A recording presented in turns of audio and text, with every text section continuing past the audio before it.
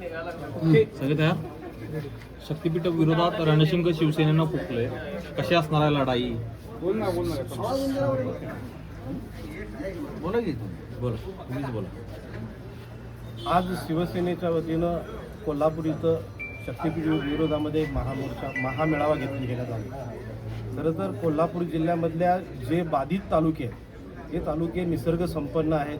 इथं पर्यावरणाच्या दृष्टिकोनातून फार मोठ्या संकट शेतकऱ्यांच्या समोर निर्माण होणार आहे.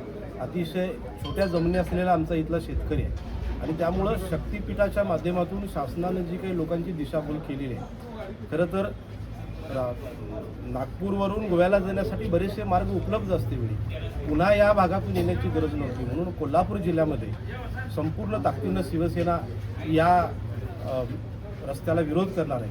म्हणून आजचा मेळावा घेतला आहे.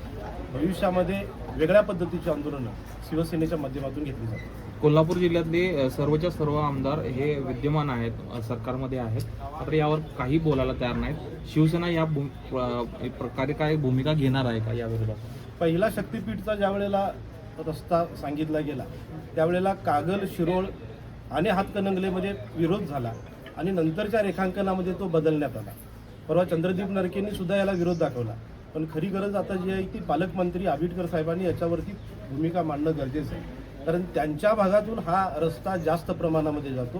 तिथं फार मोठी वनसंपत्ती आहे. म्हणून सगळ्याच आमदारांनी या रस्त्याच्या विरोधामध्ये आपली भूमिका मांडणं ही गरजेचं आहे, हे शिवसेनेचं मत आहे. पालकमंत्र्यांच्या घरावर मोर्चा करणार असं एक विधान केलं गेलं, काय नेमकं? निश्चितपणे याची पूर्ण जबाबदारी ही पालकमंत्र्यांची असणार आहे आणि म्हणून पालकमंत्र्यांनी यावरती भूमिका घेतली नाही तर शिवसेनेच्या वतीनं त्यांच्या घरावरती मोर्चा काढण्यात येईल असा इशारा आज आम्ही इथं दिलेला आहे. धन्यवाद सर. अशाच नवनवीन अपडेट्ससाठी डिजिटल कोल्हापूर चॅनेलला सबस्क्राईब करायला विसरू नका.